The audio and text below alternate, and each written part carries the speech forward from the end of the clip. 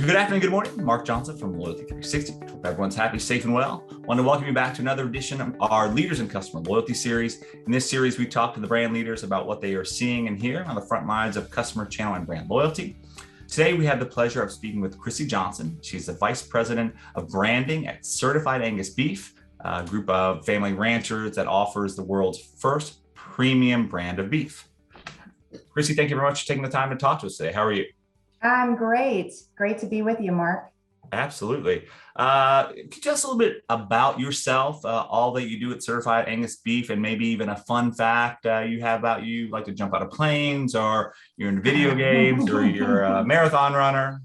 Yeah, absolutely. Well, I'm Vice President of Branding, as you said. I've been with the brand for 24 years, and I would head up our loyalty efforts and also our advertising and research side of the brand, and working closely with our graphic and design team on really our brand identity.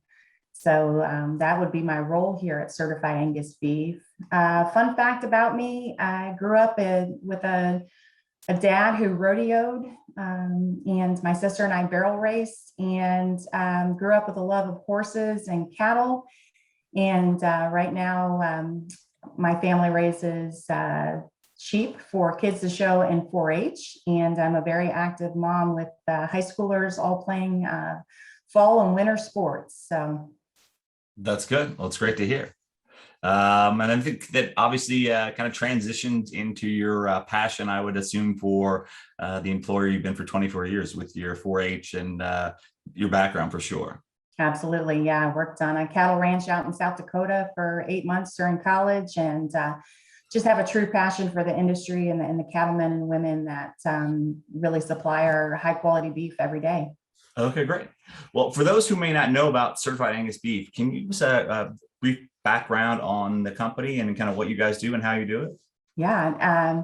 We actually started in 1978, as you said, with a group of family ranchers that knew that Angus cattle produced high quality beef, and wanted to make sure that the consumers understood that. So they created the Certified Angus Beef brand, and we have 10 quality specifications, which are what is going to guarantee consumers that they have an outstanding beef eating experience, whether they purchase the brand at grocery stores or at restaurants that carry Certified Angus Beef.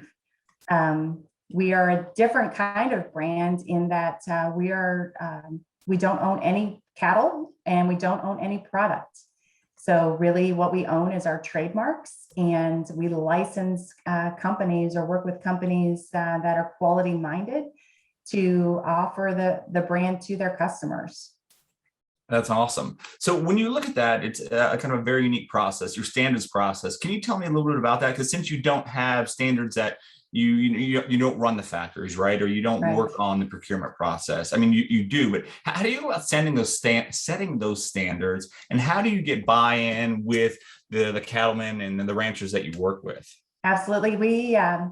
We actually were owned by the American Angus Association, which is a breed registry for purebred Angus cattle. So very much like the American Kennel Club, and you have your purebred dog breeds. The American Angus Association would maintain your registry for purebred Angus cattle throughout the country and internationally.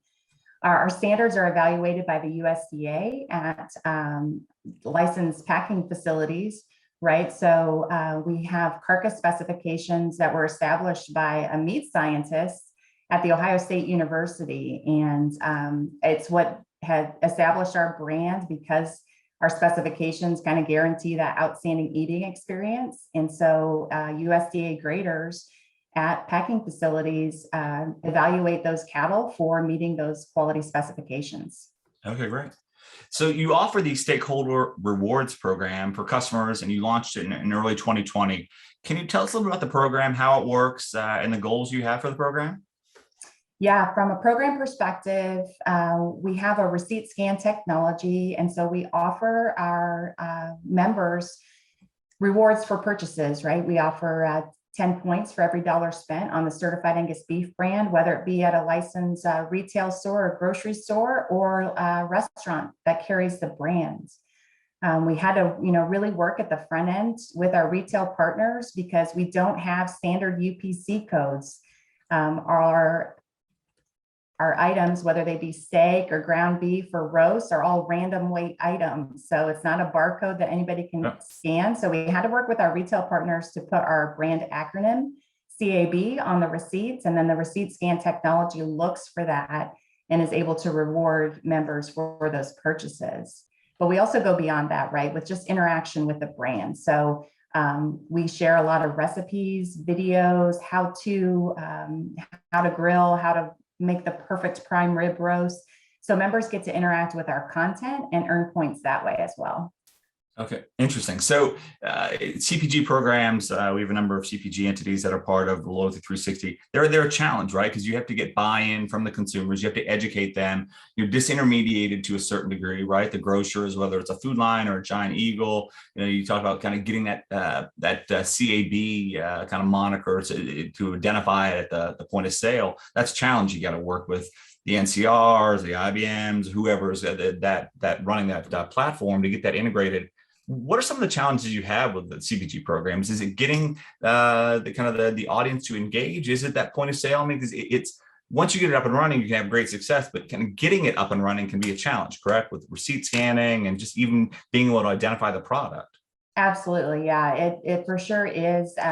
We have a very close relationship with our retail partners and their meat departments because they're offering quality. So we definitely work with like-minded partners in offering quality. And so it was challenging, but it wasn't an insurmountable obstacle because our meat teams inside those retail partners was anxious to reward their customers for purchasing the brand, right? We're not the cheapest protein in the meat case. Beef is among your most expensive. And then the Certified Angus Beef brand is a little bit more expensive than other brands of beef that are out there. So this is a way to reward their shoppers in addition to maybe rewards that they offer on their own. So it's kind of the icing on the cake. That their customers get points for stakeholder rewards, but they also get points for their own loyalty programs that they might have in-house. That's awesome. And do you see sometimes in those situations that you kind of pull them through to the grocery program as well? Just the passion they may have for the Angus brand, the Certified Angus Beef brand, that can help kind of create additional level engagement with like the store program, the Food Line program, the Giant Eagle program. Did you see that as something you offer as well, that passion point?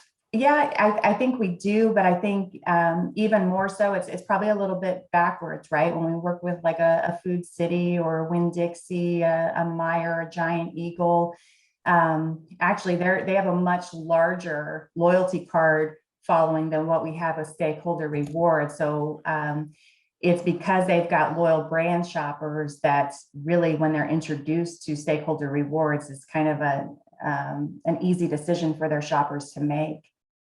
Okay. When you look at your social media presence, you're very active in social media. I think in 2020, you had 90 million impressions on Facebook and millions other additional on other platforms. Mm-hmm. How important is social media to your brand awareness and kind of the engagement level with the brand? It's extremely important. I'd say today, and especially since the pandemic, folks were looking for inspiration. They were spending more time at home, cooking with family, cooking with friends. And so it really allowed us to personalize those experiences and introduce them to our team of executive chefs. And it allows folks to see what type of recipes and be inspiring to them about what type of cuts they could buy, what type of recipes they could do, or new cooking methods. And so beyond social media, we're also on YouTube and TikTok and so many different platforms, Pinterest, and it allows us to engage with different audiences in all of those different channels. Okay, great. When you look at what customer loyalty means to you and to your organization, we always like to talk to brands about what it means, how they measure the efficacy of customer loyalty. What does customer loyalty mean to you and your organization? It really means identifying those customers that are really part of a tribe, right? There are brand fans that they seek out the brand at their grocery stores, but they also seek it out when they go to dine out. If they're looking to celebrate special occasions, they know the Certified Angus Beef brand is going to deliver that outstanding eating experience. So it's about connecting with those brand fans, no matter what type of customer they are. It's also about, we're tied to some pretty large retailers, but we also have a lot of grocery stores that are independent stores. They're small one-store locations. They've really latched on to stakeholder rewards because they don't have their own loyalty program. So we've, in essence, been able to do that. And so it's really about connecting people, and food is one great way to connect people. And it's about building those fans that are going to continue to be with us and hopefully even inspire the next generation to be brand loyal.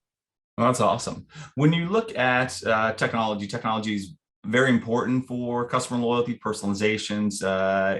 All of it's really needed. You can talk about the integration at the point of sale. And what are some of the challenges you have with technology and getting everything to work effectively on your end?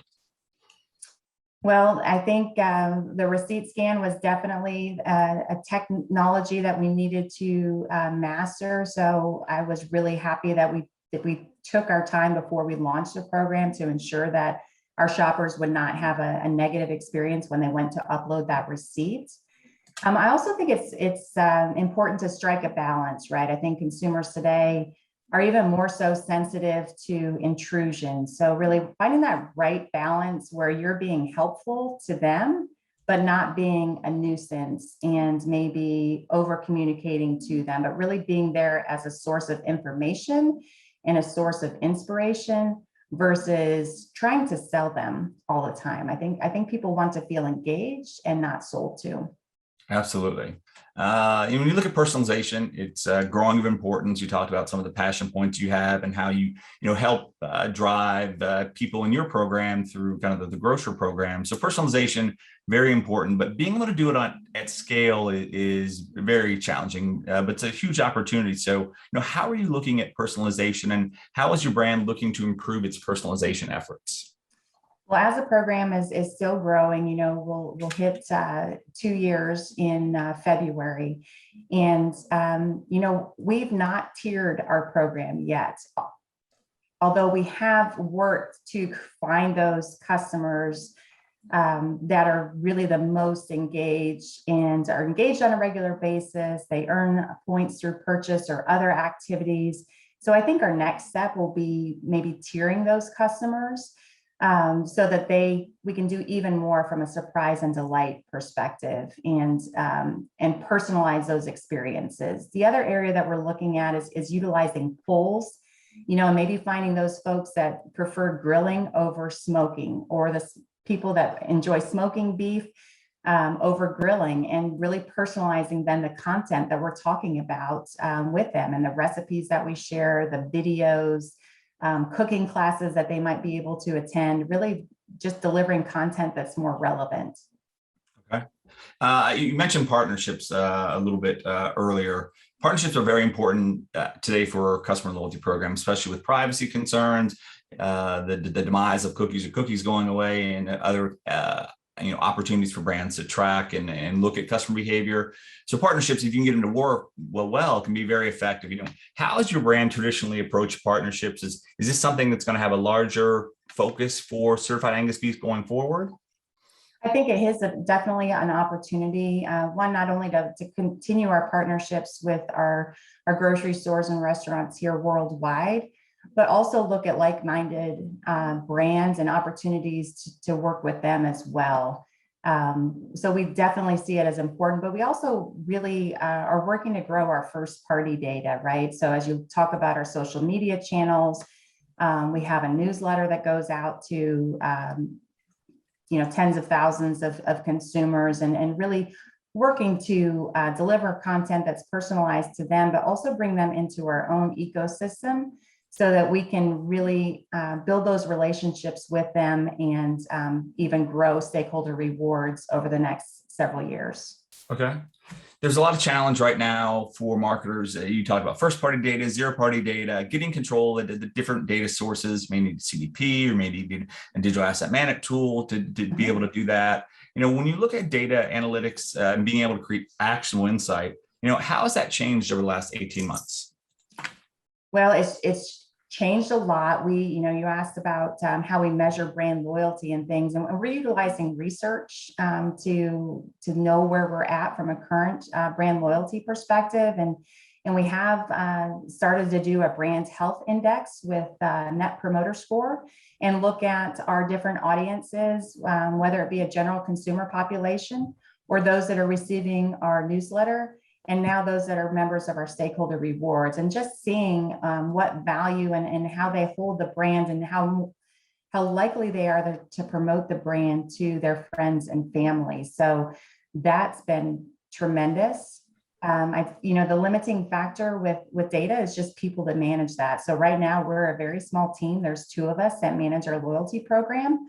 And I don't know that we've had the opportunity to really dive into the data that we're getting from our members yet. And so as the program grows, so will our team. And it's finding the time to make that data work for us and really get some actionable insights from it. Okay, great. When you look at customers, they're changing. We hear that consistently from the brands, from technology providers, just in general. How do you think your customers are changing, and how is Certified Angus Beef adapted to that changing customer? Yeah, it doesn't really matter what generation of customer you're talking about. They're all changing, right? We saw an increase in folks shopping e-commerce and kind of that sticking power of buying your beef online. So even with the boomers and our Generation X, they've all started to buy more products online. So they want that outstanding experience there. But then even as you look at Gen Z and our younger millennials, they're really wanting to know what brands are doing to impact their community, what they're doing. So we really like to focus on bringing a global understanding to local communities. So we've grown in our digital properties to add a Spanish website. We have a Japanese website, and we're looking to really understand our consumers wherever they're at, whatever country they're in and whatever geographic location, and then within their age demographic as well, and their preferences to understand them better so that we can deliver to their expectations. Okay. How do you measure the success or the efficacy of some of your customer loyalty and customer experience efforts?